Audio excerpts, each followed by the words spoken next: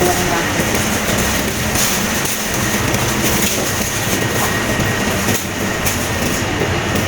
Solid pa rin sa Ira.